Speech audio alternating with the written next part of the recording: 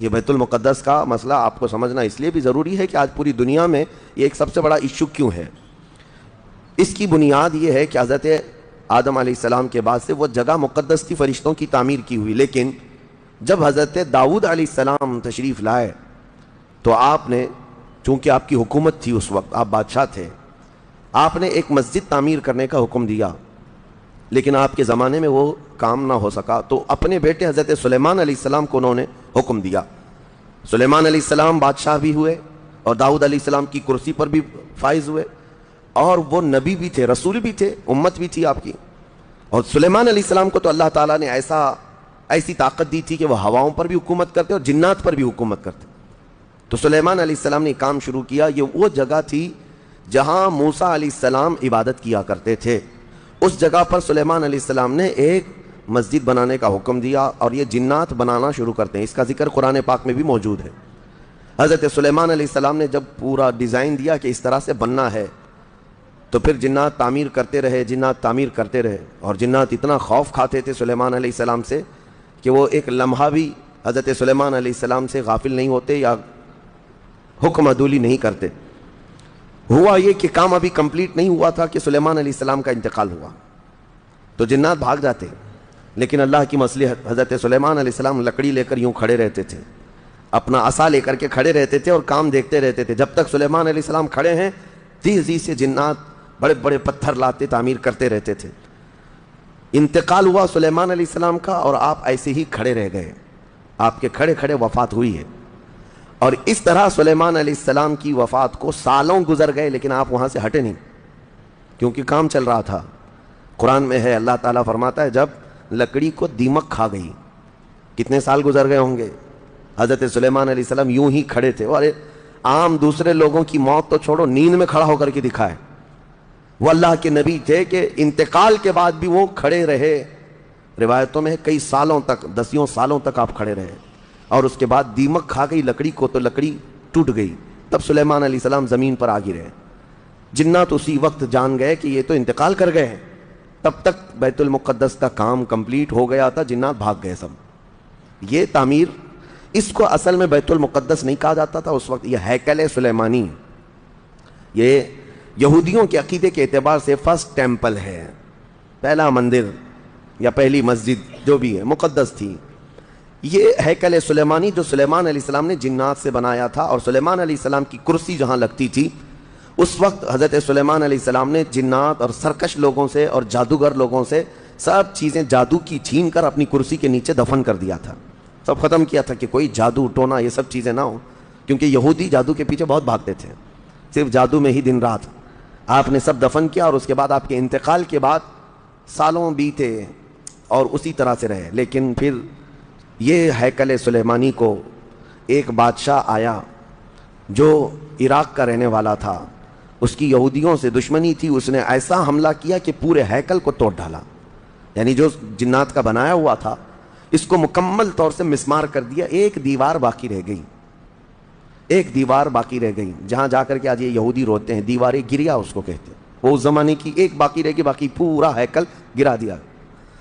زمانہ بیت گیا، یہودی اس بات پر روتے رہے کہ ان کو مارا گیا، قتل کیا گیا. پھر عیسائیوں کا اس پر قبضہ رہا، پھر عیسائیوں سے یہودیوں نے ایک بار پھر حاصل کیا، پھر دوبارہ یہ ٹائٹس کے زمانے میں عیسائیوں نے مار کر کے پورے یہودیوں کو خون خون کر دیا.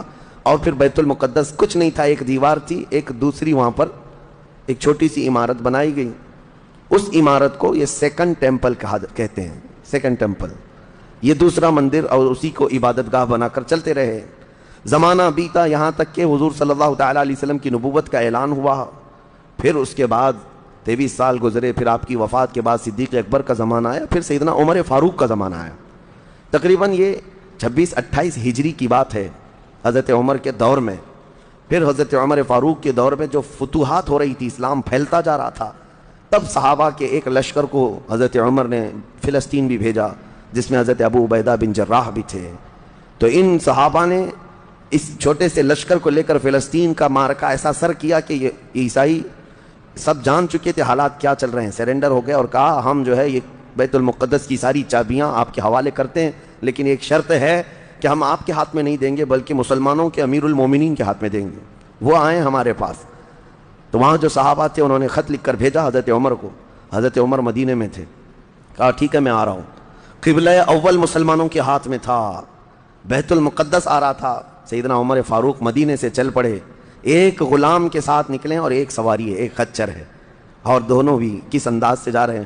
ایسا امیر المومنین جس کے رعب سے قیصر و کسریٰ کانپتے تھے, لڑائی کی کسی کے اندر مجال نہیں تھی. وہ ایک خچر کے سواری پر اتنا لمبا سفر طے کر رہے ہیں. وہ بھی غلام سے یہ طے کر رکھا ہے 1 میل میں بیٹھوں گا, 1 میل تو بیٹھنا. ہاں تو رسی پکڑ کے چلے گا 1 میل تک, اور اس کے بعد جب تو بیٹھے گا تو میں رسی پکڑ کے چلوں گا 1 میل تک. اس طرح سے تو سفر طے کیا. جب فلسطین پہنچ رہے تھے اور اس وقت لوگوں میں خبر تھی کہ امیر المومنین آ رہے ہیں, تو لوگ دیکھنے کے لیے شہر سے بھاگے بھاگے باہر آئے. اتفاق ایسا کہ اس وقت خچر گھوڑے پر بیٹھنے کی باری غلام کی تھی اور نکیل رسی حضرت عمر کے ہاتھ میں تھی. دوڑے ہوئے لوگ آئے جو نہیں پہچانتے تھے. عیسائیوں نے امیر المومنین کہہ کر اس غلام کا استقبال کیا کہ تشریف لائیں. تب جو صحابہ تھے وہاں پر انہوں نے پکار کر کہا نادانو, وہ امیر المومنین نہیں, رسی پکڑا ہوا امیر المومنین ہے, یہ امیر المومنین ہے. پہلی مرتبہ ان اعلیٰ اخلاق و کردار کو عیسائیوں نے دیکھا تھا کہ وقت کا خلیفہ کوئی گھوڑے کی رسی پکڑ کر کے بھی چلتا ہے. تو بہت متاثر ہوئے, اور اس کے بعد بنا کسی جنگ کے حضرت عمر فاروق رضی اللہ تعالیٰ عنہ بیت المقدس میں داخل ہوئے, اور ان عیسائیوں نے جو کچھ بھی وہاں پر کیا تھا اس کو نکالا. پھر حضرت عمر فاروق رضی اللہ تعالیٰ عنہ نے پہلی اذان دینے کا حکم فرمایا. وہ ظہر کی اذان تھی, آپ نے وہاں پر نماز پڑھائی. پھر اس کے بعد یہ سلسلہ چلتا رہا. اب اس میں تفصیل ہے. عیسائیوں کو اسی طرح ہم بھی بھگاتے, مسلمان بھی بھگاتے, جیسے یہ یہودیوں کو بھگاتے تھے. تو انہیں آج بولنا چاہیے تھا کہ مسلمانوں نے زبردستی قبضہ کیا. حضرت عمر فاروق کا عام اعلان تھا کہ جو یہاں پر رہنا چاہے اس کے لیے کھلی آزادی ہے. حتیٰ کہ عیسائیوں کا چرچ بھی تھا پرانا. حضرت عمر نے کہا اس کو توڑا نہ جائے, اس میں عبادت جو ہوتی ہے ان کو اپنی عبادت کرنے دیا جائے. حضرت عمر چاہتے تو اینٹ سے اینٹ بجا دیتے, نکال کر صاف کر دیتے, لیکن آپ نے کھلی اجازت دی. اور عیسائی ویسے ہی باقی رہے. 400 سال تک یہ سلسلہ چلتا رہا. پھر فاطمی دور آیا, یعنی بنو عباس کا کی خلافت ختم ہوئی.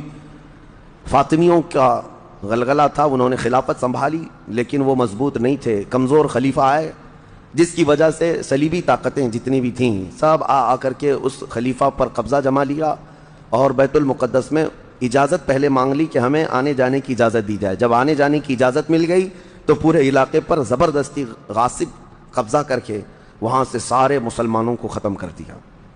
بہت مسلمانوں کا قتل کیا. فلسطین کی سرزمین یہودیوں کے قتل سے بھی بھری ہے, مسلمانوں کے قتل سے بھی بھری ہے, اور یہودیوں نے عیسائیوں کا بھی قتل کیا ہے. لیکن مسلمانوں کا قتل عام کر کے یہ زبردستی فائز ہوئے ہیں اس پہ بیت المقدس پر. یہ قبضہ جو ہے 87 ایئرز تک چلتا رہا, 87 سال تک.